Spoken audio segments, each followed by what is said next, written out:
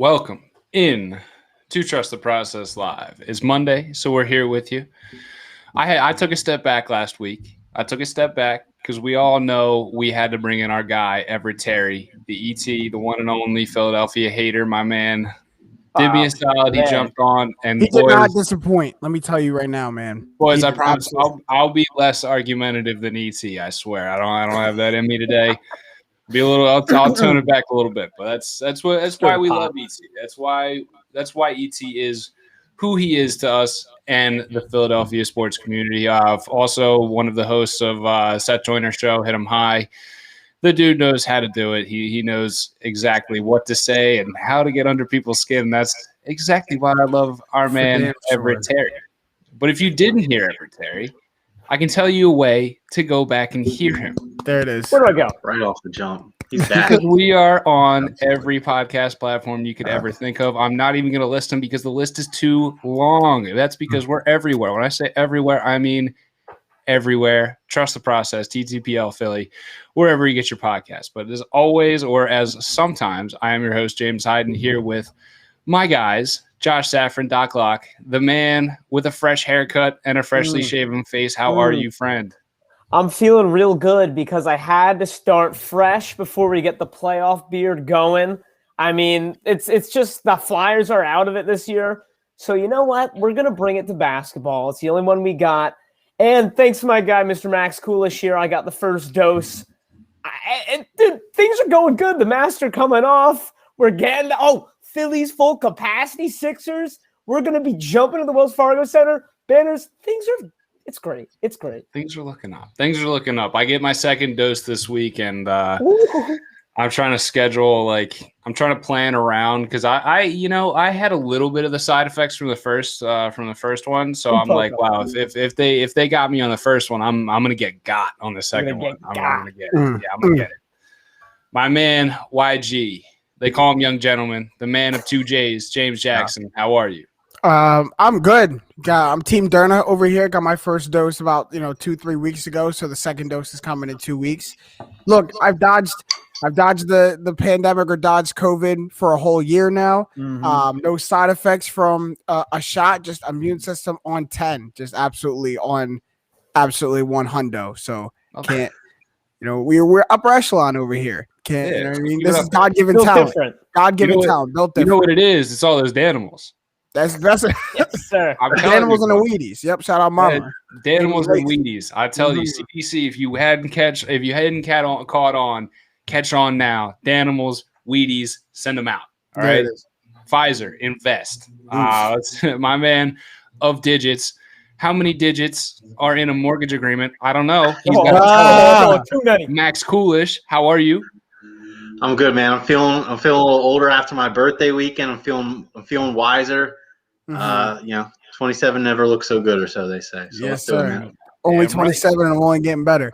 That's what I'm saying. There it is. I love it, boys. Josh Safran told us before his Mac is on 76%, and that must be the omen that we were looking for. Okay, I'm ready for this one. Omens. We're looking for them. Spicy today. I'm just letting you guys know I'm feeling real spicy today. Let's do it. About some stuff, so I'm ready to get into it. I'm ready to get it. There ain't me happen. Let's keep that energy. So we're going to stick with that 76. We're going to jump right into this main event. We're talking about the 76ers who begin their title push on Saturday. Now, it's a little bit of a wait, but the good thing is we got some play-in games for the first time. We'll get to those a little bit later. We're going to talk about our 76ers. And, boys, we all know the recent history, so I'm just going to ask the question straight up. And I'm going to go around, and I kind of want to ask Max first, but I don't know if he's going to like that, so I'm going to go to Josh. I don't want to ask him first. We know what he's gonna say. I don't want to go to Max yet. Are we penciling in, Josh? Am I to pencil in? Should I take out my notepad and should I pencil in the Sixers for an Eastern Conference Finals appearance? Oh, an appearance, Banners. I'm getting out the pen for this one. Wow, I love it. Don't even, no eraser necessary. You're going to have to go to Rite Aid and buy me some whiteout if you have to, because I'm not even penciling this in. And you guys have heard me all year with my concerns about the test. And we always say that, the measuring stick. But I'm looking at this path to the Eastern Conference Final, and I'm over here scratching my head saying, who's gonna knock this team off? Is it Trae Young? Is it Julius Randle? Is it Russell Westbrook? All great players, all good names, but they're not gonna knock the Sixers off. In every one of those possible matchups, aside from maybe the Wizards, which is oddly enough, because they're the 8th seed, I believe, right now. Mm-hmm. The Sixers have the best player and the second best player in every single one of those matchups. I think you could easily pencil it in. Avoiding the Miami Heat has been a godsend, and I am penning it in. Sixers to the Eastern Conference Finals. I think the Wizards will be their toughest test out of those 4 teams in the play-in. I could see that being like a 4-1, maybe a not concerning 4-2 series. And then honestly, I don't know about you guys, but I'm really feeling like the Knicks are going to beat the Hawks, and I'm setting up a Sixers-Knicks series, which insert the stat of Ben Simmons has never lost to the New York Knicks before. So I am feeling real giddy, and I'm penning it in. Sixers at the Eastern Conference Finals. First of all, if you think Ben Simmons right now is better than Russ, Brad Beal, or Trae Young, then you're just watching a different NBA at this point. Because you said the Sixers are the first and second best player in all those matchups. And those are 3 players right there. And I could stretch it a little bit further if I wanted to. But those are 3, no doubt about it, off the bat. He's not better than him in a playoff series. I'd still take him over Russ. You call me crazy, but I will call you crazy. Go ahead. I'll go. Well, and that argument gets weird because Brad Beal probably shouldn't have played last game. He's kind of banged up. So we'll see what we get any given day. You know what I mean? But JJ, tell me, Eastern Conference Finals. Are you taking a pen or a pencil? I'm not taking either. Like the Sixers still do have to prove that they're capable of a deep postseason run. This is 2 players, the 2 best players in any matchup. Those 2 best players have yet to make it to a conference finals, have yet to make that run. So to just pencil them in just because they're number 1 and at the end of the regular season isn't doing it for me. The Jazz are number 1 in the Western Conference without making a Western Conference Finals appearance, and no one is penciling them in by any stretch of the imagination. So I don't think people should pencil the Sixers in. You can scoff at the New York Knicks all you want, but I don't want to play the Knicks. That is a tough second round matchup. Who wants to play a gritty Tom Thibodeau led team in the second round? Who wants with a little chip on their shoulder? Who wants to do that? No one, especially not the Sixers, a familiar foe to Tom Thibodeau and the organization as a whole. And before you even get to that, it starts with dealing with the second leading scorer in the league and a guy who's on a historic torrid run in terms of filling the stat sheet, and Brad Beal and Russell Westbrook. Hey, that's a big if. But what's the Sixers' Achilles heel on defense? Guarding scoring guards, right? And you have 2 of the best ones in the NBA. The Sixers will win that matchup, but that's a long, tough, grinded out, probably 5, if not 6 game series in the first round. That puts a lot of mileage on you and a lot of legs. Then you have to deal with the Knicks next round, and then you may get by them to a conference final. So I'm not penciling anybody in here because y'all have yet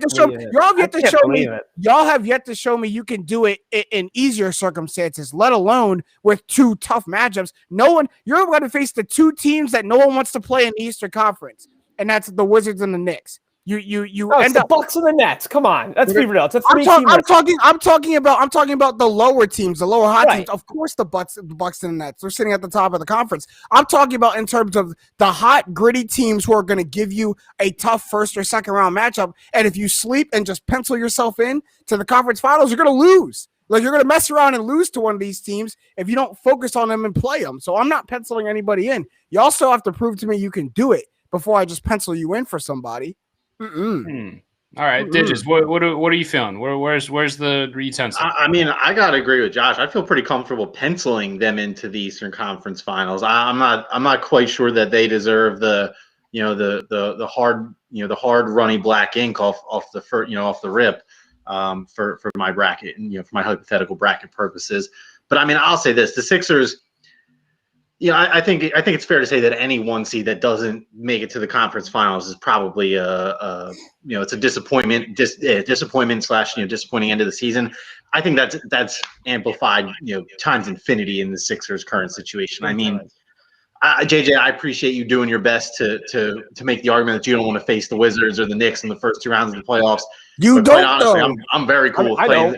You're cool with your round 2 because I think that at least gives us more of a test. But honestly, man, I don't see either of those two teams winning a series against the Sixers. I can see them grabbing a game, maybe 2 each in good circumstances. I'm not gonna sit here and say that I have real doubts or real worries about the Sixers' ability to ultimately win a best of 7 against either of those teams. As crazy as this sounds, like, we own the Knicks mentally. I mean, we are in that team's head whenever we play them. They play a little bit off the cuff against us. They have no answer for Embiid. Simmons, those Knicks games are the only games Simmons I know will show up for. In terms of breaking it down by team, I know that he'll struggle against the Celtics. I mean, he'll show up against the Knicks. The other 27 is usually a coin flip to some extent. The Wizards are the Wizards are fun, but like, where's the talent? Where's the defense? Who are they stopping? Like, there's no substance. You guys are definitely going to win a Wizards matchup, but right. When I think of the term pencil, and I think of, and maybe this is where you're coming from, where we'd have to just agree to disagree, that there's absolutely no inkling of a worry. Like, we could simulate the game 10 times or simulate the series 10 times, and I get 10 wins. I'm just penciling them in for now.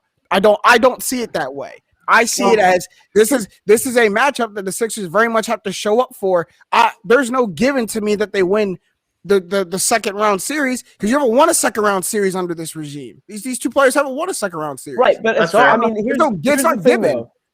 thing though, that I think the new coach, and Doc, could say what you will about his just blew a second round series last year. Just blew a 3-1 second round series last year. But my guy Glenn Rivers is objectively an upgrade from Brett Brown, which is the regime that lost in the second round the last couple of years.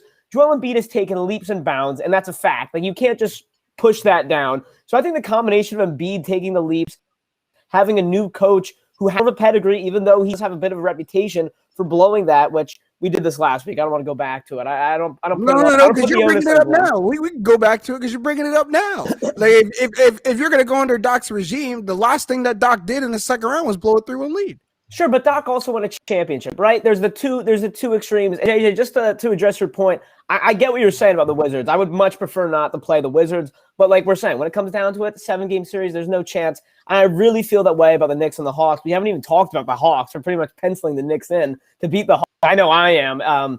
I'd be much more worried against the Hawks than the Knicks, honestly. But I still don't see a way the Sixers. Better teams just prevail in the playoffs. Like, y'all do have your weird struggle. I think the Knicks will beat the Hawks ultimately. Yeah, the first round. I'm saying I would be more personally worried about the Hawks, because the Hawks have been a thorn in our side for the last 2 years, not even this year. Trae Young. Talk about Ben Simmons against the Knicks. That's what Trae Young does to the Sixers. Yeah, I agree with the sentiment of the, like, play who's in front of you and don't and have precaution. But at the end of the day, like, we're fans. You know what I mean? We're not the roster of the 76ers who has to take the play who's in front of you approach. So at the end of the day, if it's not an Eastern Conference Finals appearance, it's a failure. The season is a disappointment. So I think it's fair for fans of the 76ers to go ahead and pencil themselves in. And I'm saying pencil. I'm not saying pen. Let's not go crazy here, because we all know the NBA is what it is. But go ahead and pencil it in, because you're a fan. You're able to hold your team to expectations that in reality you didn't set for them. You know what I mean? Like, these are expectations given to you by the team of, all right, well, we've had second round exits for however many years, and the Bucks just did you a huge favor over the weekend, and we have now avoided the Heat. We have now avoided the Bucks and the Nets are pre-Eastern Conference Finals. I mean, the seeding could not have worked out in the Sixers' favor any better. Like, if it tried, you know what I mean? Like, in a perfect world, we somehow see the Boston Celtics without Jaylen Brown. Oh, man, I was just going to say, we have made it this long without talking about the Celtics, and that is such a good feeling. We're more worried about the Wizards as a 1-8 than the Celtics. I say something? I don't think the Celtics make it. I think they lose both games. I can say they're horribly inconsistent. Inconsistent. They're playing really bad ball, too. I'm seeing just this without Brown. Yeah. Oh no. I mean, get Brad Stevens on that hot seat. I was just gonna say I'm seeing a Hornets Sixers series, honestly, and that's what I want to see. Like, I think that's. I would love to see the Hornets in and out, keep everyone rested, and Yeah. Let's on to the next one. But I will agree with JJ. There is like you do have to take a step back and look at the opponents because I said it a couple weeks ago. I think it might have been 2 weeks ago. The Knicks are one of the matchups that I don't want to see because that is a tough series. No matter how many games it goes, That's going to beat you up. It's going to be a knockdown, drag-out battle. Tom Thibodeau's teams are going to take at least some of your legs away, if not both, maybe just one. Like that is going to be a tough battle. I mean, some of the games during the regular season, end of the fourth quarter, it was damn near like an 80s basketball game. Yeah, like it went to overtime like 95 or something like that. Yeah, it's ridiculous. So you guys, I know there's the graphic Ben Simmons has never lost to the Knicks, but let's not act like they're all blowouts now. That's not going to hold true in a playoff series. There's no way they'll sweep the Knicks. I'm not going to say that, but I mean that team has no answers for Embiid. No, like anyone we would play in the first or second round. Like anyone that we have potential matchups with, Celtics, Pacers, Hornets, Knicks, Hawks. All of those teams literally have no answer for Embiid. That's why I feel so confident in saying that the Sixers are going to the Eastern Conference Finals because, I mean, look, I'm not going to go down the hypothetical injury path because we can do that for any conversation on any sport in any year in any in any universe, right? I'm not going to go down that path. Barring major injury to the integral pieces to this team, they are a 99% chance in my mind to be an Eastern Conference Finals team. I regardless of first and second round opponents, doesn't matter which combination they come in. Out of those lists that are potential, disagree with me all you want, but I feel that they are catastrophic meltdown should they not make it to these conference finals. I think we would all agree with that. I think you should. I don't know. I think you should prepare for the absolute worst. Then we go crazy.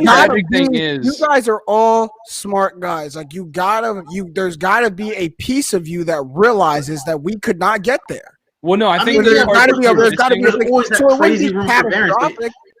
Your example earlier, if we ran these series 10 times, how many times did the Knicks beat the Sixers in a 7-game series full arsenal both sides? One. I think the piece you're forgetting, JJ, is like there is a piece. Julius Randle doesn't put up 40 points for them. They struggle to break 100. I get it. Games are going to be punch in the mouth, knockout games. But if the Knicks are scoring 88 points in regulation, I'll take my chances on the Sixers every single game. Yeah, I think the part that you're forgetting, JJ, is like there's that part of us that you mentioned that's expecting it. Yes, we just don't mention it because we're so preconditioned to the heartbreak. You know what I mean? It's not. It's something that's always there. It's just something we don't need to bring up because it's assumed. You know what I mean? Like it's, and unfortunately, that's just how it's been with the former regime coming out of the process. It's just you being a 1 seed and the Lakers being a 1 seed are two different 1 seeds, man. Don't talk about the Lakers. That's all I'm going to say. You being a 1 seed and LeBron being a 1 seed is different 1 seed. Different. All right. So we're going to stick with the Sixers playoff kind of rotation here, and we're going to talk about the bench because the bench is just I feel like it's been 4 years since I just haven't not been able to talk about the Sixers bench, unfortunately. And I'll be honest with you guys. I don't want to see it go past 8. I'd be fine with 9 situationally, in terms of needing another body, like a big body or a shooter. But I really don't think it should go past 8 unless it's a blowout or you really need to give guys a rest or some injury happens. But let's stick to the point guard role here. Okay, so we're gonna go back around. Max, who's point guard number 2? Who gets the most run at the backup ball handler spot? It's George Hill easily. He's already been point guard number 2 over the last couple of weeks. I mean, when I kind of had my my trash George Hill moment in our free agency discussion all those months ago, I hate to toot my own horn, but it feels like I was exactly right. Like George Hill came in and he's the George Hill that I've been watching for the last 7 years. He does some things here or there. He doesn't necessarily wow you, but he's certainly not a net negative impact on the court. So you know what? I'll take that, man. Like it's it's been a lot of fun watching Maxey and Shake Milton kind of unleashed over these last 2 weeks when, between this run of getting blown out or blowing out other teams, playing Orlando back to back and only needing one of those games to matter, and that first game that mattered was over by halftime basically. So I've had a lot of fun watching the young guys kind of just do their thing, but every so often I see George Hill get the ball, he slows it down, he tells Maxey to give him the ball, he slows it down, and he sets up the offense and runs it, and that's all I need to say, because that's not going to be asked of him more than 5, 6, 7, 8 times a game maybe, and out of those 5 to 8 times a game, most of the times it's going to be some motion gets Harris or Joel Embiid open, and guess what? George Hill's out of the play unless he's a kick out 3-point shooting option. So I think point guard number 2 is solidified, albeit it's not. I'm not going to say it's an area of strength. I'm not going to say it's an area of weakness. It's an area that's been addressed, and this is the path that they're choosing to take. All right. So before we get to JJ and Josh, let's round it out. Just resounding raise of hands if Paul George is your point guard too, so we can kind of change the question a little bit. Okay. All right. So that what's that? I did want to just address one thing, Max. Like you say those points so nonchalantly, like George Hill is gonna get the ball from Maxey, slow it down. He might only get asked to do that 5 or 6 times a game. While that sounds light, that's so crucial, and that's one of like 2 or 3 things that is why the Sixers aren't getting to these Eastern Conference Finals runs. Like George Hill is the reason why he's going to be the backup point guard, is he's going to come in and do things that may not show up on a stat sheet. He's never going to have the most eye-popping stat game, and if he does, it's a once in a lifetime. It's an anomaly. But what he's going to do is that.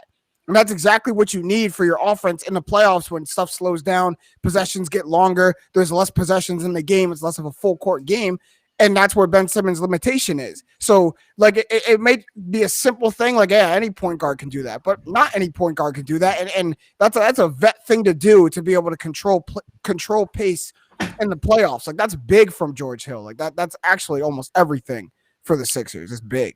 Exactly, and for how many years we've been clamoring for exactly that, a backup point guard, a backup ball handler. So I think I said it before the trade deadline. This is exactly why George Hill is always traded before the deadline to teams who are looking to go on a playoff push. He's just that piece that you can bring in and trust. The dude's good at what he does. So let me kind of tweak the question a little bit here. Who's the next guy off the bench if you need him, if you get to that scenario? Shake Milton or Tyrese Maxey? Because we all resoundingly agree George Hill is your number 2 point guard. Who's the next guy off the bench? Because I'm going Tyrese Maxey right now, Josh. Ooh. Yeah, no. So I was actually just about to say this, about to make this point where I was going to say, yeah, George Hill's definitely your point guard number 2. I mean, he's been in the playoffs so many times, this is why you got him.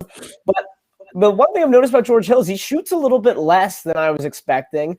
And I mean, that's not the problem, but I think he can get a little stagnant, and especially if we're playing this half-court style, especially against the Knicks, really getting bogged down in the offense. That's where I turn to Tyrese Maxey. And I'm not talking about, all right, Maxey, go run the offense. But I'm saying get Maxey in there for a 5-minute burst and have him kind of throw a different look at the Knicks. Or I'm really thinking about the Knicks here, but just throw a different look at a team and like a spark plug.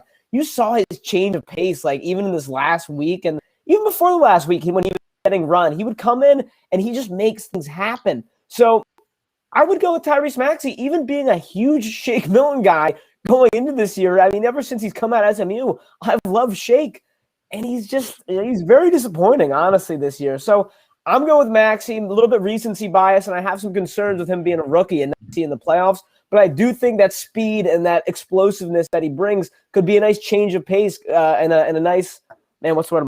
Like a foil to the George Hill slow it down veteran presence. Mm-hmm. All right, YG, who's coming off the bench? Shake, Tyrese. You might. It's tough. I want to go Shake Milton off the bat, but I don't see a scenario where they play.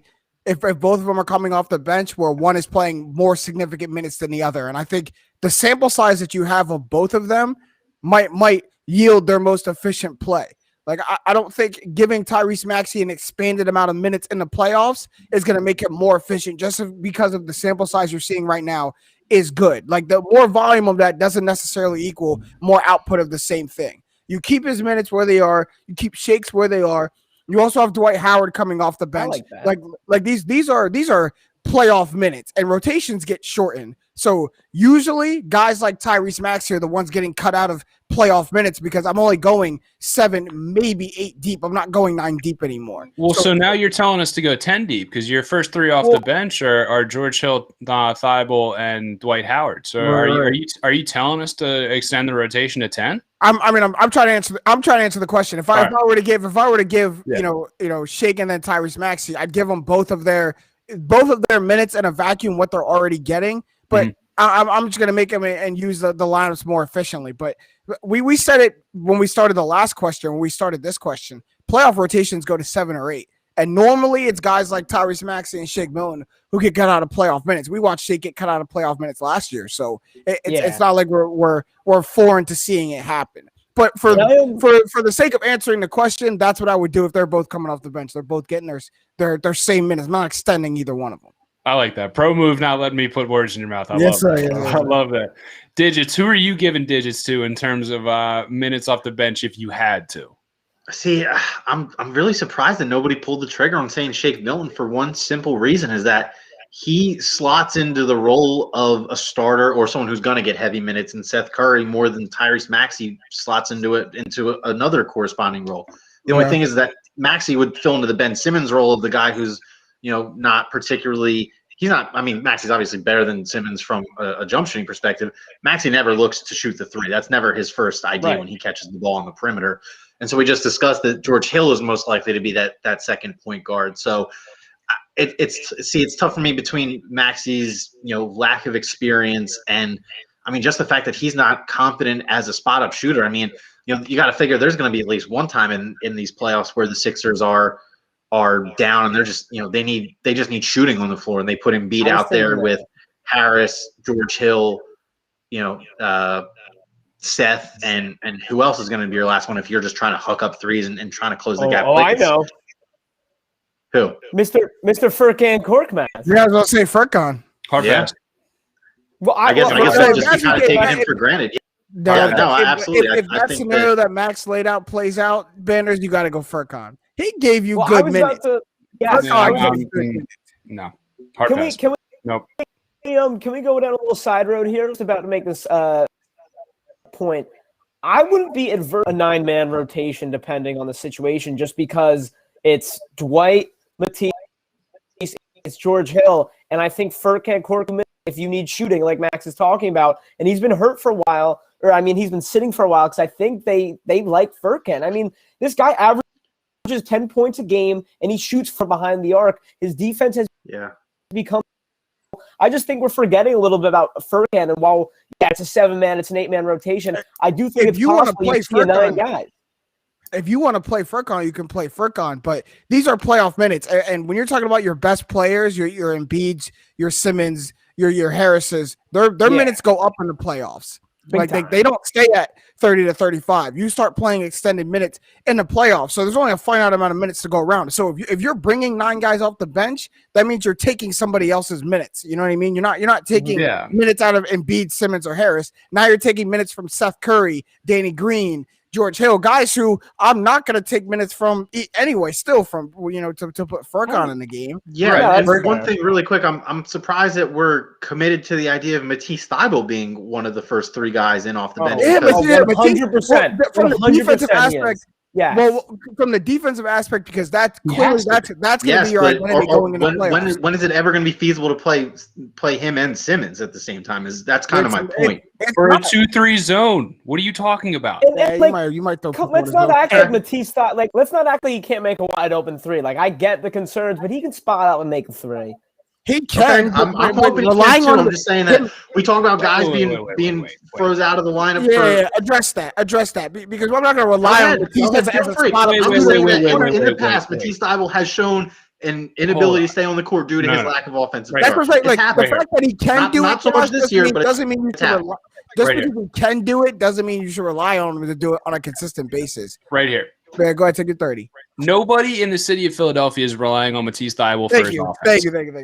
In the entire, I'm even. Josh, you let your optimism get to you sometimes. I'm going to extend this. I'm going to extend that statement to the outlying boroughs too. Even as crazy as Delaware County can get, I'm going to extend these parameters past city limits. If you're telling me that Matisse Thybulle is not one of the initial 8 players that you're putting in a playoff game, and you're going to put on Furkan Korkmaz and give him 4 3-point attempts over someone like Seth Curry, you're crazy. I would rather Seth Curry take 4 more threes and give you 23 a night than try and put in Furkan Korkmaz, whose defense is quote unquote. I never said anything about anyone. Have yet to. I never said anything about Korkmaz getting more minutes or anything. Hold on. I'm overriding yours with one of mine. No. That's not how this Thybulle has shown in take you out the show. No, I'm not done. I can do this. I have the power. Okay. No. I forget what I was going to say. God damn it. This is what you do. Fine. Take your 30. No. You put me in the corner. Go ahead. My point's been stated that we're talking about who's getting these minutes off the bench that there are not going to be a lot of. I think that George Hill's, Danny Green, and Seth Curry are all more frequently than Thybulle is in the playoffs. I think Thybulle will get on the court. They have to. I don't think he's going to have as big as a role as he's been in the last 2 months. No. His minutes will get cut too. His minutes exactly. But it's just I'll go back to the Furkan thing. Like he's like if his defense is quote unquote serviceable, and I still have yet to truly see and believe that it's quote unquote serviceable. I think it's people just trying to make something out of nothing or just still holding out. Better than what it was. It's better than what it was, but just because it's better than what it was, let's not call it serviceable. I think people fall into that trap way more often than they need to. But the dude he's been sitting for so long, and it's not because they like Furkan Korkmaz, it's because he's had that ankle injury for better parts of 2 years. Let's not forget that this is the same ankle injury that's been hampering him for almost 2 years. It comes back when he's not feeling good. So I'm so done with the Furkan Korkmaz question. It's crazy. I think everybody in Philly should be okay if they don't see Furkan Korkmaz in the playoffs. Right. Be okay with that. And for him to be the first man in your 9-man, their last man in your 9-man, that's crazy to me. Wow, we got a little bit sidetracked there from the point guard question, but I think these are the things that we really need to talk about. These are the things that matter. Exactly. Everybody tunes in for the Furkish delight. Very rarely is what you find what you're looking for.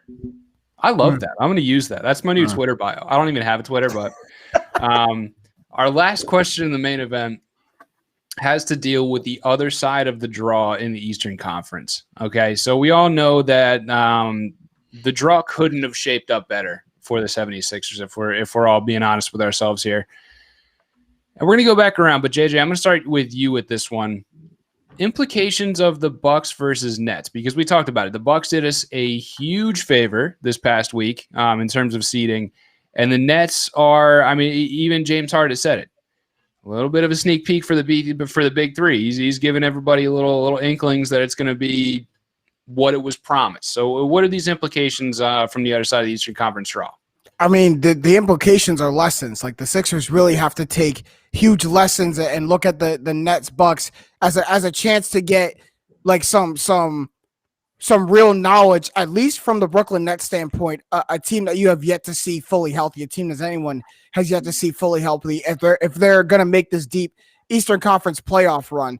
And from that standpoint, you're watching how the Bucks defend them, because I think the Bucks are similar in the Sixers in they're a very good team, but their identity is on the defensive end, anchored by a big athletic man in the middle. So you got to watch how the Milwaukee Bucks are defending the Nets and see if there's things that you can replicate with Joel Embiid in there, if there's things that don't work that do work. And then on the other side, you're seeing how the Nets attack the Bucks. Since they're such a defensively minded team like you're seeing how the Nets attack them on the offensive end. It's going to look a lot different because you don't have the scoring the Nets do. The Nets scoring comes from their guards, and yours primarily comes from Joel Embiid in the inside out. But you're also seeing how an offense can be run where the Bucks are weak on the defensive end, and maybe we can exploit that. Like from both sides, that's a huge opportunity, as the 1 seed should, and as both of those teams are going to do with the Sixers and whoever they play in the second round, presumably, is you got to take those lessons, see where the weakness is and what the blueprint shows from that series, and then hopefully, if you take care of business, carry that on to the Eastern Conference Finals. But that Nets Bucks series is like every player in the Sixers should be sitting down studious for that, because you have to see exactly where things are going to play out.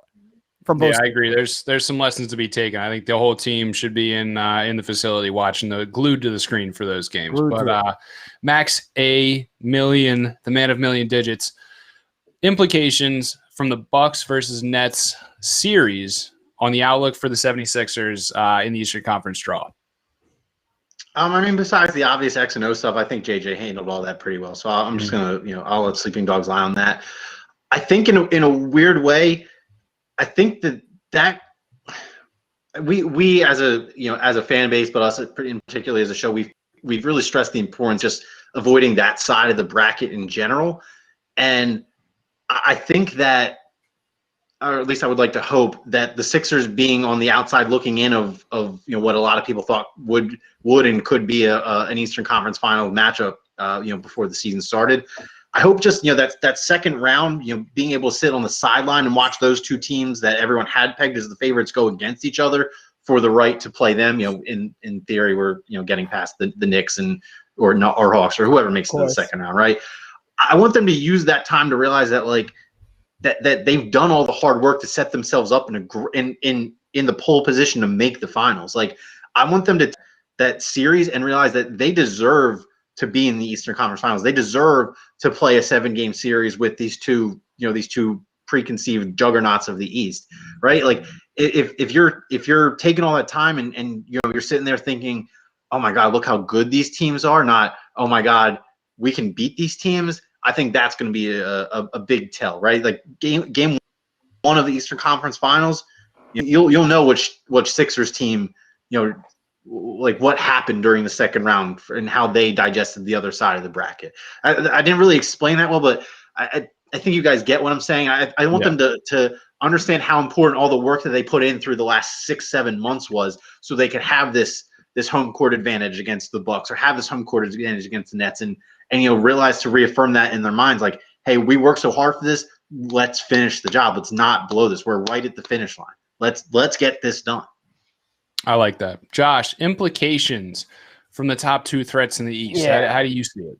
Well, I totally agree with both of you. I think you guys nailed it. So other than what's already been said is the aspect of, you got these teams, like, this is not going to be a sweep, the Bucks Nets. This is going to be a battle. And hopefully the Sixers are going to get these guys after they've just gone through war. And I want to address Owen Shields' question over here, because it made me think about this matchup.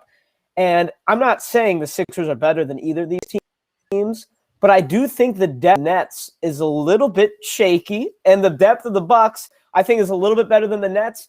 But like, as much as we have the concerns about the Sixers bench, I think I'd take the Sixers bench over these two guys' benches. And while, it's not about just the benches, if you can put some wear and tear on Harden and Durant and Kyrie, who have already had some wear and tear this year, if you can put a little bit of miles on the big body of Giannis and the aging Drew Holiday, and you can just, attack a weaker version of this team when their starters are a little bit down, that's everything to me. If this was something, nothing, or everything, I am choosing everything, because I think the Bucks and Nets are going to go to war with each other, and the Sixers are going to get a slightly diluted version of these teams, and the Nets might be relying a little bit more on Joe Harris than they would have initially been. And that is something that I would sign up for, because I'm terrified of the Nets. If they and seeing them playing the Bucks before, it makes me feel a little bit better. I think it could give the Sixers an edge. So I was going to get to Owen's comment, and I think you kind of summed up without saying it how I feel with and Owen Shields' question is, which is stronger or better, the Sixers starters versus other team starters, or Sixers backups versus other teams backups? And I think the answer isn't as cut and dry as it is. For me, I don't think the answer is cut and dry, because I think, as Josh said, the depth is a little bit better than the Nets, but the depth isn't as good as the Bucks. But I think the sum total of both, to me, equals a better team than, without having to say it, I'd say at least one of them. So it's like, it's a tough question to answer, because I don't think it really is, because I think it's a one half dozen or the other way for both teams. Does that make sense? It makes sense, but to me, it makes sense. But to me, what starting five has the best winning percentage in the NBA this year? The Sixers full healthy starting five. That's the best starting five statistically. Right, but in the league this year. Right. We didn't see the Nets at full strength. But to me, will we? I don't know. But to me, there's actual numbers that point to that the Sixers starting five is better than most starting fives, and it does their bench being better than the juggernaut. JJ, there's actual numbers saying we should pencil the Sixers into the Eastern Conference Finals too. No, there is not. Is not. Yes, no, there are. No, they have the best no, record in the East. Josh, I mean, we're going based on that logic. I am so mad you used my point to go all the way back to the first question to try to reaffirm your point, which is still wrong. No, nothing that I said means that the Sixers should be penciled in the East. No. Shut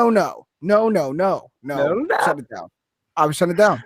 I love it. All right. Well, hey, we got Sean Foley checking in as well, and he's saying 5 guys staying alive. I will survive. Sixers in 5. I love that, Sean. That should poetic. Somebody get that. Somebody get that to Hallmark. That deserves to be a card. You know what I mean? Like one of those cards where you open it up and it sings to you. Like that to me. That seems like a good one that would sell out here in Philadelphia. Yeah. When we're getting our NBA playoff cards that we do every year, that's what I want mine to say. I love that. It's going to do that. It's going to do it for our main event, our first half of the show. And our halftime is brought to you by our good friends over at PHL Sports Nation. Check out our friends over at Philadelphia Sports Nation, PHL Sports Nation, a local Philadelphia sports site covering your favorite teams across blogs and social media, phlsportsnation.com. Philadelphia Sports Nation, enhancing your Philadelphia sports fan experience.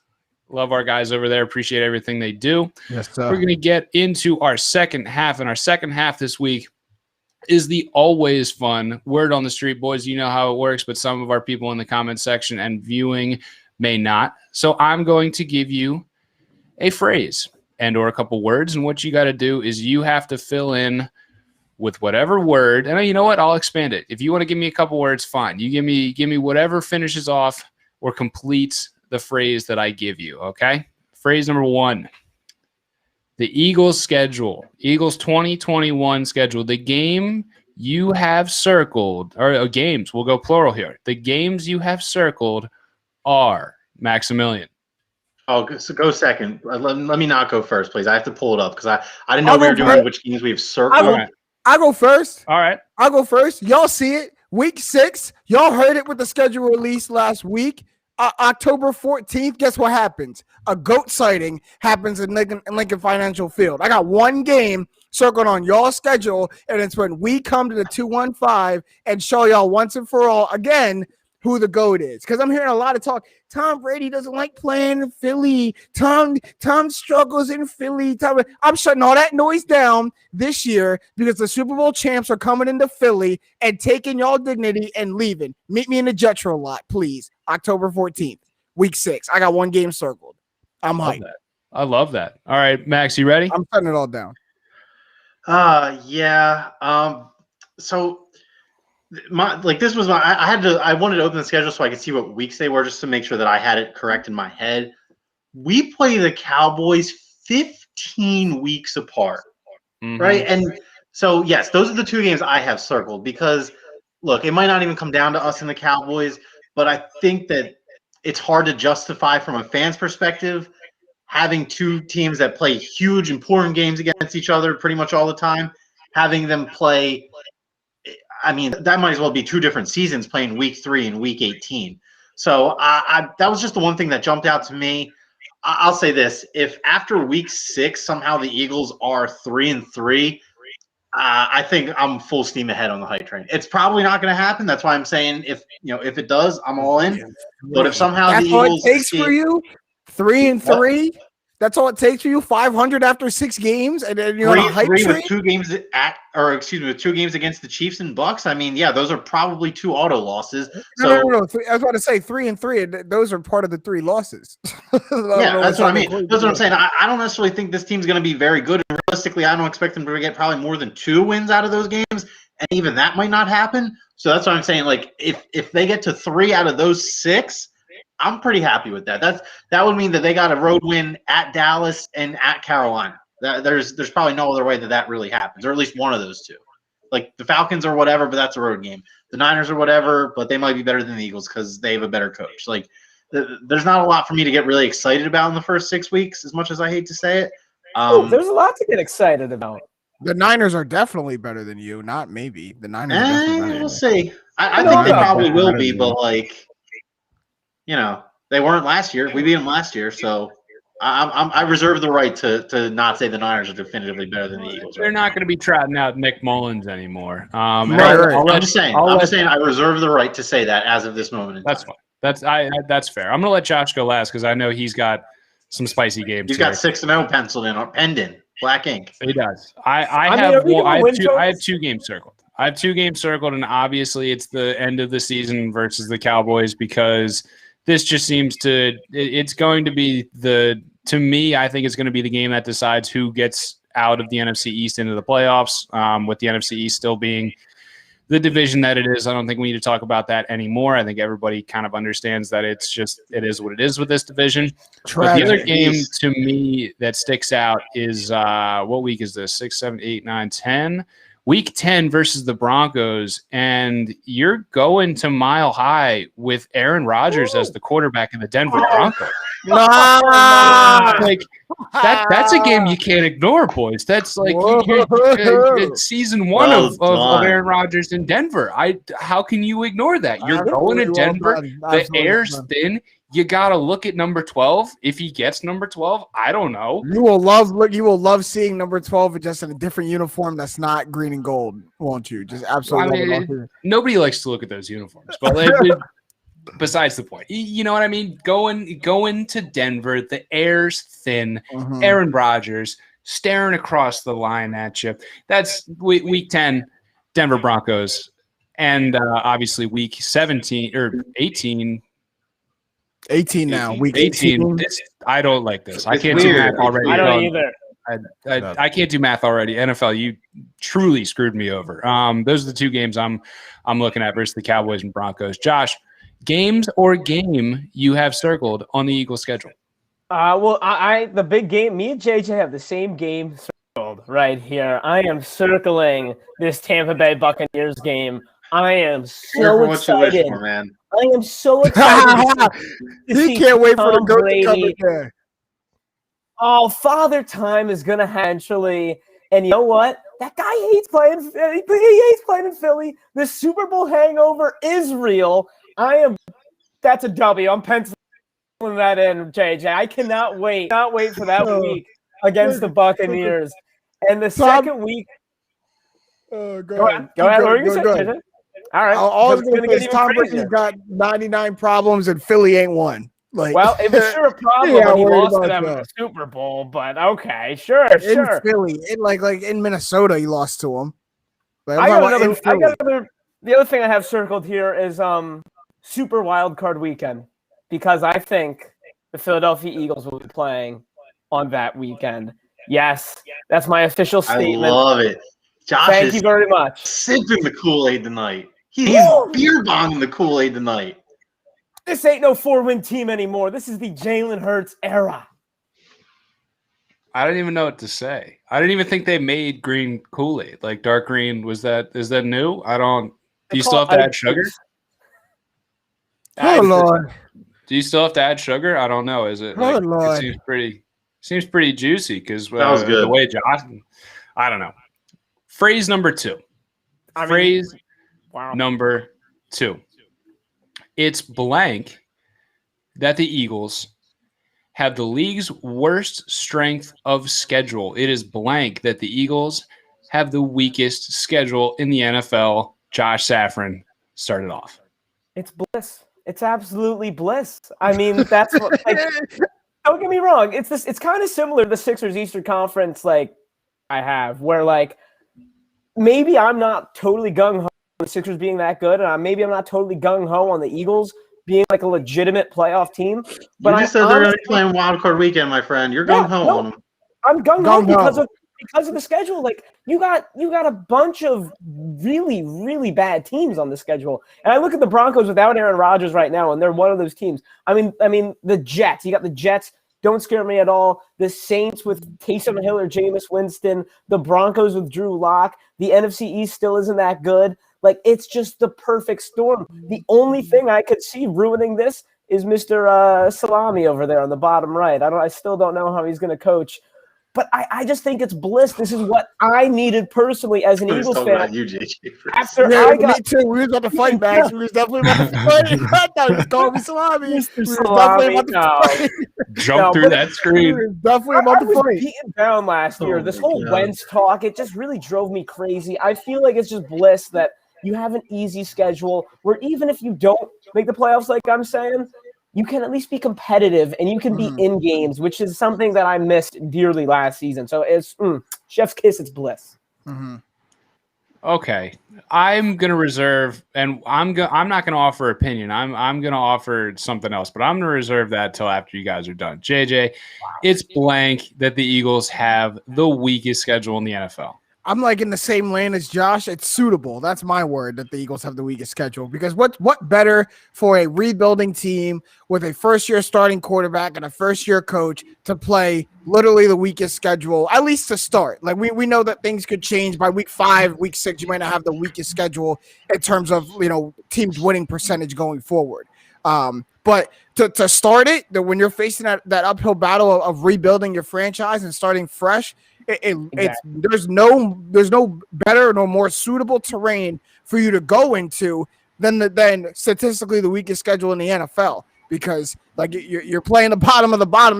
We got to figure stuff out. So it's much easier to figure stuff out when we're playing lesser competition and we could be, like Josh said, competitive. Or if you can't figure much out when you're getting pummeled 35-0 by halftime. Every game because you're playing the toughest schedule. You're playing the toughest teams in the league. So it's good to be competitive, good to see where your team can fight and where your team can make some noise. You know what it kind of reminds me of, just real quick, like the Knicks getting the lottery fixed to get Patrick. The NFL wants Philadelphia We all boned. to be good. Yeah, they want us to be competitive and us to throw our money into their sport more. If you think the NFL wants the Philadelphia Eagles to be competitive, you're crazy. Y'all get. Hey, that just means more Sunday night games for the Cowboys. You're crazy. Max, it is blank that the Eagles have the weakest strength of schedule in the NFL. Give it to me, digits. Here we go. Suspense. Give it to me, digits. Suspense, baby. Build it up. Here we go. We're driving up to a cliff. We're driving right up to the cliff. He's about to knock us off. Right. Yeah, I was gonna say we're about to go stumbling right over it. I know. He's about to come back in and just punch us right in the face. I think we lost him. We might have. There you go. So with that, let's hear it, Dennis. Oh, he's right here. Hey, we got him. That was weird. Sorry about that. My internet actually just it showed me the no connection thing. Anyway, my answer for this is it's the thing as intended. This has been on my mind basically since like week 14 of last year. Is that between you spun this?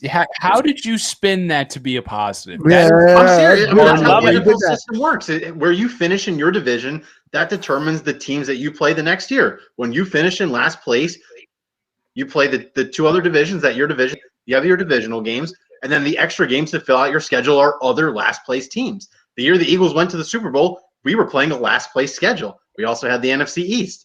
That helps a lot in terms of racking up wins. There's a reason the Eagles were playing, the Bears that year, and I mean the Rams were good that year, but they had stunk the year before. Who else did we roll over in pursuit of that playoff run? But that's basically what I'm saying is that this has been the writing's been on the wall with the NFC East not having anybody finish at 500. And it was almost like a tankathon for whoever got last place in the NFC East because they were going to have such a cakewalk schedule. I mean, if you look at the strength of schedule by last year's winning percentage, all 4 NFC East teams I think are in the bottom 10. I think that's even being generous. I actually think they're all in the bottom 8. So I mean, that's just that's how it's intended to be. You have such a heavy influence from your division. When your division stinks and nobody finishes 500, it's going to make your strength of schedule look like a cakewalk. And then on top of that, you have the last place finish in there on top of that. And I like Josh. I really like your word of bliss because it is. It's nice knowing that you suffered for that whole year and maybe you have a chance to not suffer as much. You might not be bad. You might not be good still, but even maybe just getting an extra 1 or 2 wins a year over bad teams like that can be all you need. You know what's also bliss? Winning the Super Bowl and having like the 5th worst schedule in the league. That's just. Yeah, man, that's what happened to us the year after. We had like the 2nd hardest schedule in the league the year after we won the Super Bowl. No. We have the 5th easiest. We're like 4 slots. Oh, you're 5th easiest. Oh, must be nice. Yeah, we're right. That's also bliss, right there. Well, yeah, your division plays the NFC East, so you guys are all probably are probably in like the bottom. You know, if you guys are whatever you're at, I can only imagine that the Falcons, Panthers, and Saints are you know, probably our 2 divisions hanging out with each other. I think the Falcons are 31. Yeah. I think the Falcons are right that makes sense. Falcons finished last place. Mm-hmm. Let me give Eagles, you the Falcons, flip last side. place bird teams. Handshake meme. Let me give you the dark side of this coin. That I knew it. I knew this is what you were waiting for, and that's why I didn't say it. Go ahead. Let me hear it. You're 100% right. So you're right. That's how science works. If you're bad, you get an easy schedule. That is what it is. But let's not call that anything other than deserved. Okay?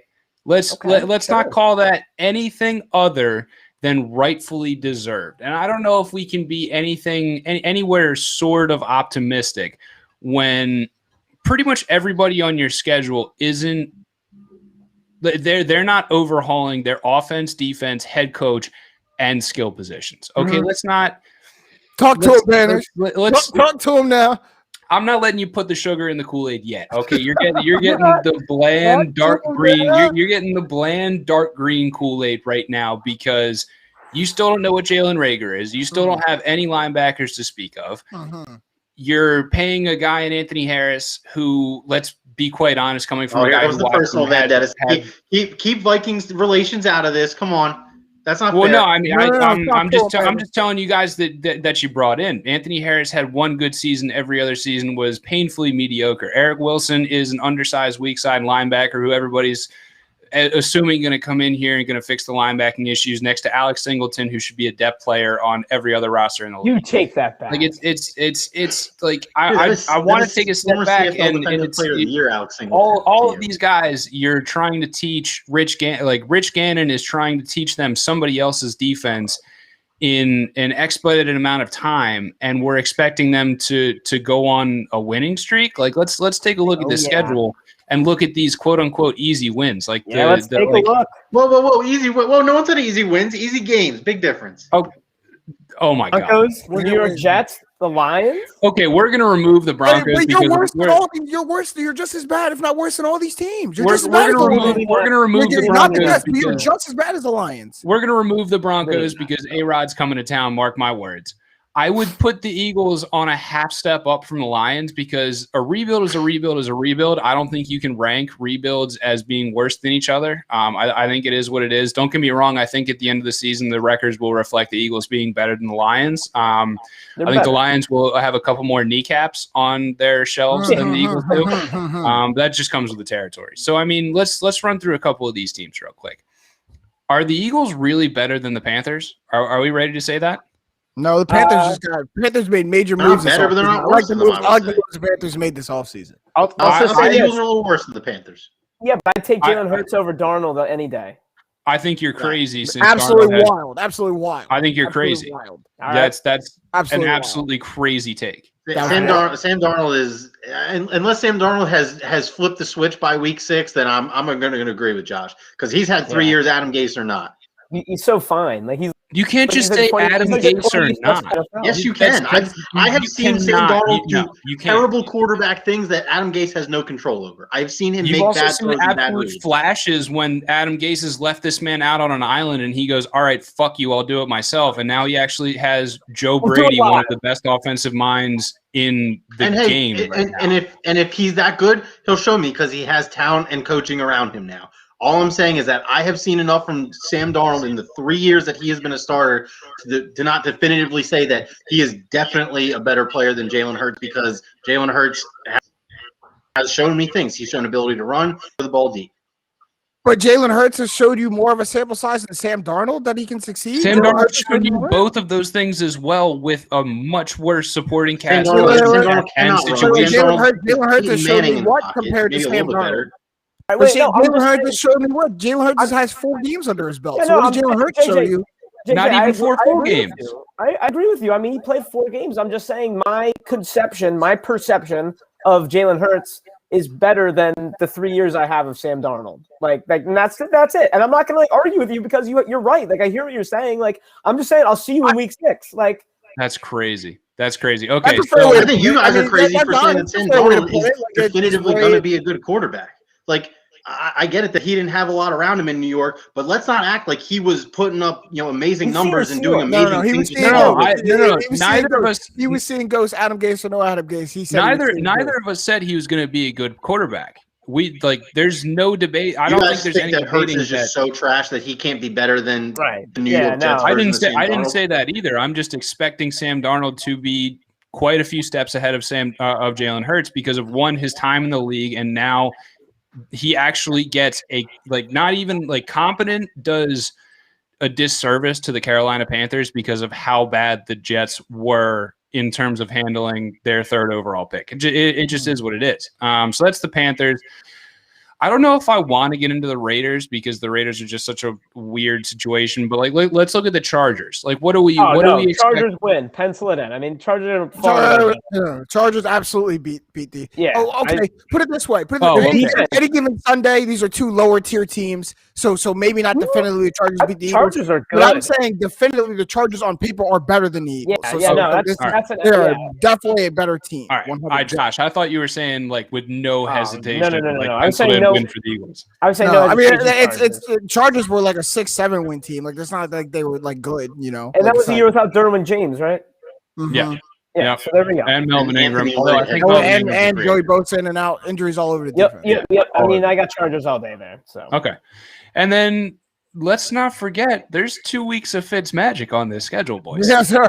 Man, y'all don't do well against Ryan Fitzpatrick. The Fitzmagic's gone by then. Fitzmagic's gone for who? Not against week the Eagles. 15? Nah, man. What do you mean? Eagles live. Look, they're going to go 1-1. They're going to go 1-1 against the Washington football team. I don't think that's crazy. All right, so you're calling splits. Yeah, they split. I think Fitzmagic takes his course way before week 15. Week 15, the Fitzmagic is done. He's already used it in weeks 2, 5, and 8. For who? It's not like he's sitting ahead of anybody. Yeah, for who? For who's going to take a spot? What? Taylor Heineke? Fitzpatrick has been a remarkably average with high highs and low lows quarterback throughout his career. You guys are saying Fitzmagic he's going to show up in week 15 and guaranteed put on Ryan Fitzpatrick week 2 against the Eagles a couple years ago performance. Max, and that's the last member I had. I was just Fitzmagic against y'all, but I agree with you. He's painfully average. Who are the Washington football team bringing in after him? Is my point. Who's going to take his spot? It's not a matter of him losing his spot. It's just a matter of he's magic in a bottle some weeks, and other weeks he is a guy who has been a backup quarterback for 12 years in the league. But didn't Ryan Fitzpatrick on the Dolphins beat you late in the season 2 years ago? Oh yeah, and then the same Ryan Fitzpatrick got benched multiple times in the same season. That's what I mean. You guys are saying Fitzmagic. We're just as likely to have a Fitzmagic game as we are a Fitztragic game. I'm not sure that I'm gonna just let you guys sit here and slide Ryan Fitzpatrick's about to go out there and put up fantasy performance of the week because he does against y'all because he has success recent good success against the Eagles. I'm going off of the last 2 times you played him. I think at this point, Fitzmagic and Fitztragic games are kind of one and the same. All I'm saying is that I can't sit here and let you be pencil in a Ryan Fitzmagic masterclass for week 15 when every Ryan Fitzpatrick magic moment has been pre halfway through the season. That's all. Wait, Corey Jackson in the chat. Josh. I was just getting to that one. So we have a Corey Jackson coming on here, my man. Yeah. I respectfully disagree. Corey! This is a hard disagree for me to assume anything about a brand new defense and a brand new system is dominant. I don't say kind of crazy. Dominant? And to say anything close to dominant from this defense. I think you might want to stretch a little bit more before you reach because you might pull something there, my guy. Corey, if you're still watching, I want you to put in the comments, what is it called when you get a brand new quarterback, head coach, offensive, defensive coordinator? What's that called? That's a rebuild. That in its definition is a rebuild. It's all brand new, everything. And, That's and a rebuild, just real quick. I mean, a the rebuild defense is a reach for me, but I will say this about the offense, and I like how he brought up the injuries. I mean, I really think the Eagles have one of the best offensive lines in the entire league, and that offensive line was tattered and torn last year, and they never got to play together. Healthy in a vacuum chamber where all these guys are healthy for every game. That's incredible. You're counting Brandon Brooks still there. You're counting Brandon Yes, Brooks. I am counting Brandon Brooks still there, and that's a little bit muddy. Those waters are a little bit muddy, but I look at that's my biggest X factor is Miles Sanders improving, my belief in Jalen Hurts, and then this offensive line at full strength. It's one of the best in the NFL. Offenses? Offensive line. Offensive lines. Okay. What do you consider best? One of the best in the NFL. Where's your threshold for one of the best? What does that leave off? Like your top five? what? Your top what? Because top five. That's a top five, but like I'm no offensive line like whisperer. I'm not going to give you like a list of like who's got like. No. I'm just saying like pseudo. Like I just want you to like. Where's your line? When you say one of the best, make it less vague. Yeah, top five. I'd be hard pressed. I think you'd be hard pressed to find like 4 solidified better O-lines when they're all healthy. Corey Jackson chimes in again about the defensive line. Cox, Hargrove, Graham, Jernigan, Josh Sweat, and more. That sounds like a whole lot of aging veterans on expired deals getting paid more money than they're going to put on the field, to me. And that's also all defensive line.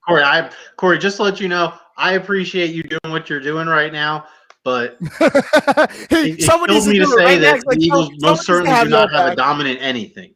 Yeah, I don't think they have I don't think they have a dominant anything. I think the defense is not horrible. I think the secondary is really bad. But I'm counting on Howie to pick up another one of these guys in the secondary. And honestly, like, let me ask you guys this real quick. My laptop's at 7%. If I ever just butt out, you know why? What was a better secondary? The Super Bowl year or this Eagles secondary now? If you add one free agent like Steven Nelson, Super Bowl year. What do you mean? Really? I thought that secondary was horrible. With like, I mean, it wasn't good. It wasn't good. It wasn't good. It wasn't good, but you still don't have a cornerback too. You don't have a second outside corner. You don't see the two right now. I said if they pick up a free agent, whether it's a Steven Nelson. There's not even an outside corner out there to get. Your best outside cornerback left on the market is Brian Poole from the Jets. There's Brian Poole from the Jets who's a slot cornerback. And what are you doing with Maddox? Are you moving him back outside? There's no options. We're picking two like bottom line defenses to choose from though. Bottom line secondaries to choose from though. We're picking like a bad or a worse. A bad or a worse.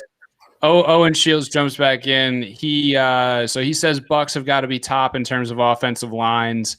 I would agree. I mean, Tristan Wirfs came in there. Hard to argue against the line that played every game together last year. Beast, Ryan Jensen. Beast. Thank y'all for Ryan Jensen, by the way. Beast. And then Corey is just, this is a hill he's going to die on, man. That line's going to dominate y'all sleeping on. Right with you, Corey.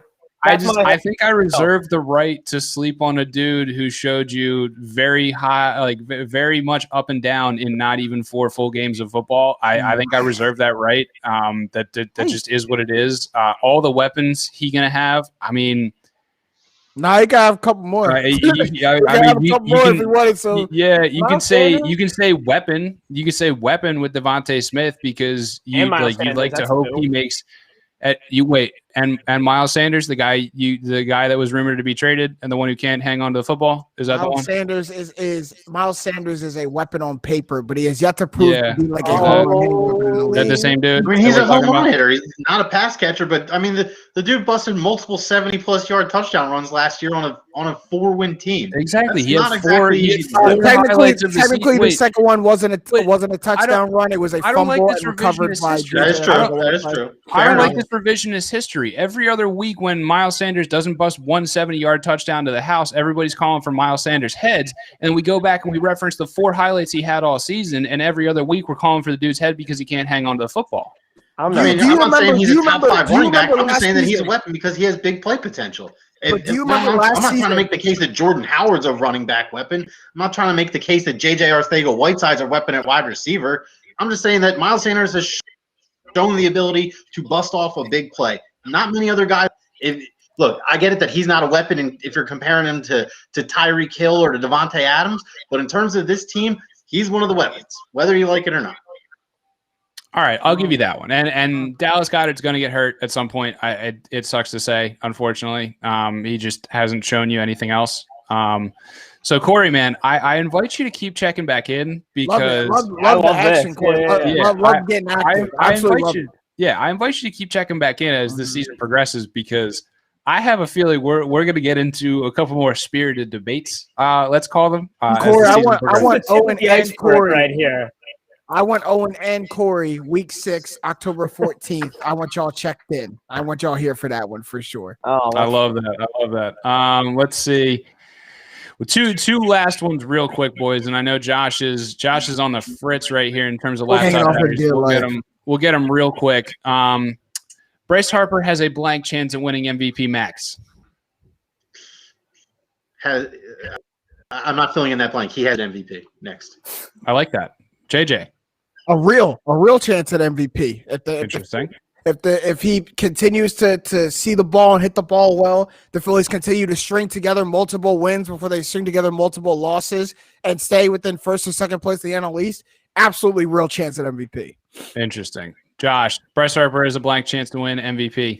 A slim chance to win MVP only because the guy sitting in front of him, I heard this, he's got 11 RBIs, right? And in today's age of advanced metrics, I think RBIs becomes like a really good look at just for like run support. The guys in front of him aren't hitting. I think it's going to bite him when it's all said and done. So I'm going to say Snowball's chance because this team, how they have performed recently, has now polluted the voters' view of the team. And MVP is in baseball more of a team award than it is anything else. It's the best player on the best team, unfortunately. And the way Joe Girardi, and I'm starting to get towards the end of my rope with Joe Girardi. That's a topic for another time. But what this team has shown recently has now officially polluted the voters' view of this team, unfortunately, I think. Our last word on the street, Joel Embiid should be on the defensive, all defensive blank team. All defensive blank team. Max. Second, he's not going to get put on the first team over Gobert. It's just not going to happen. As much as it maybe should, it's just not going to. So if he's not on the second defensive team and like Giannis makes it a center, I'll be pissed at that. But I can't get mad at him not being on the first team. Agreed. JJ, all defensive blank team. All defensive second. I think everyone would want to, if we could ignore stats, everyone will put Joel Embiid first team over Gobert. He's just a more popular player than Gobert. Not many people like Gobert. And I was on that until about 2 weeks ago when I really checked the defensive measurables, and Rudy Gobert is having quietly like a great defensive season, and people just don't want to acknowledge it just because it's Rudy Gobert. If Embiid had the same numbers of Rudy Gobert, we'd be calling it like an all-time defensive season. I'm just going to be completely honest. Like what Gobert is doing on the defensive end, it's definitely he's the second team. Yep. Josh, all defensive blank team. This is should, and he should be all defensive first team because everyone just loves Rudy Gobert and talking about. Everyone loves sounding smart and saying how great Rudy Gobert is at defense. Look at the advanced metrics. I literally believe. What does your eye tell you? I believe it's that Joel Embiid is the better rim protector, is the better defender. He should be first defensive team. And I think Ben Simmons talking about Depoy. We just didn't talk about how good Embiid is at defense, like enough. Like he's such a good defensive player. I would put him on first. He's going to be on second. I actually really disagree with the eye test part of it. I think the eye test, if you go and look back tape for tape, I think the eye test will tell you Rudy Gobert is a better defender. See, I'm switching this up. I'm going to say Embiid should be on the second team. And this varies from my MVP take a little bit because missed games matter more, or they matter differently to MVP and all defensive team. Being out shows your importance to a team's record and their success differently in an MVP vote than it does in a defensive vote. So he has missed too many games to be the all defensive first team center. It just is what it is. Rudy Gobert has put up better stats. Take it or leave it. Now Joel Embiid's absence showed more on an MVP level to the Sixers in that specific debate. So I will say Embiid should be on the all defensive second team. That's going to wrap up our word on the street. Boys, it is time for tap outs. Who wants to go quick firstly? Or who wants to go first Josh. quickly? Yeah, There Josh. you go. I'm tapping out because my laptop is at 2%. I'm using a broken Mac I've had since, I don't know, since freshman year or whatever. If I bring my laptop into a tech store and ask them to get it fixed, never should my laptop be returned to me literally way worse than it was when I gave it to them. I got charged over $300 because the screen was fancy 1080p screen back, and I can't use it at all. It's at 1%, gentlemen. A pleasure. Great show. Corey Owen, love having you here. I'm probably just going to die at any time, so someone else take it. I love it. I love it. Boys, anybody want to tap out? I'll go ahead. This weekend I'm actually going to Stepping Away. Me and the guys got a little Airbnb in West Virginia, so we're gonna go and get a little getaway, get out, get the vibe in the country roads, man. And here's the thing, it's called Lost City, West Virginia. I done seen a lot of movies in my day. And a bunch of friends going to a cabin in the woods called Lost City, West Virginia. I just love it. I wanted to go to Virginia Beach with people around and witnesses and cameras and stuff. I got outvoted. We're going to the woods, Lost City. All I'm saying is I'm gonna drop my location. All three of you guys, please look on the news in West Virginia. Be on the lookout because it's called Lost City for a reason, y'all. Like it's that can't be a coincidental name. So.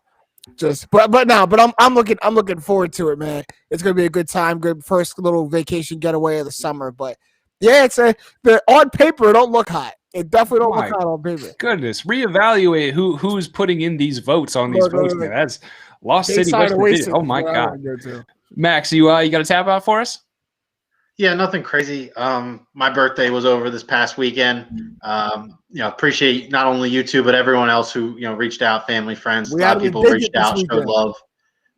So I much appreciate all that. Also, I was out and about in the city for the first time, got my second microchip last week. I was out and about in the city, and it was just, it was very odd, surreal, and refreshing to be around that many people enjoying themselves for a universal purpose. So just, I'm sure everyone either has experienced or will experience whenever they go out to a social function of any merit and size. But it was certainly kind of like a Mother Nature slap in the face after the last 15 months. Keeping on that same type of time, my buddy's from Boston. He lives in Philly now, works at a law firm down here. So a couple of us guys, we got together. We got a bunch of seats at the Red Sox series in a couple weekends from now. And boys, the stadium's gonna be full. Mm-hmm. And I can't even because I've been to a couple games now with the restrictions with the lowered occupancy, and it was still electric. Mm-hmm. But I'll be damned if I'm not like shaking in my boots for the first time in over a year getting to be back there, and 54,000 including standing room only strong at the bank for the Phils. I pray to God that they play well, that they're on a little bit of a hot streak at that point. But I'm excited, boys. I can't get around it. Absolutely juiced. Can't wait to go to a game. I'm juiced over here. But hey, shout out to Philadelphia Sports Nation. Where, let's see, enhancing your Philadelphia sports fan experience. You can find them blog form and website form, phlsportsnation.com or PHL Sports Nation on all social media platforms, as well as you can find us wherever you get your podcasts, wherever. I'm not going to list them because there's too many to list. TTPL Philly, Trust the Process Live, whichever. You'll find us there. Just give us a search. As always, I'm your host, James Hyden, for my guys here, Max Coolish and James Jackson, the YG Young Gentleman. It has been a pleasure, Philadelphia. We are brought to you by My New Philly, where something's always new and everything's always Philly. Everything's always Philly. I love it. Hey, that John Morant, I'm on my Grizzly. Yes, sir. See you, Philly. Have a good night, everybody.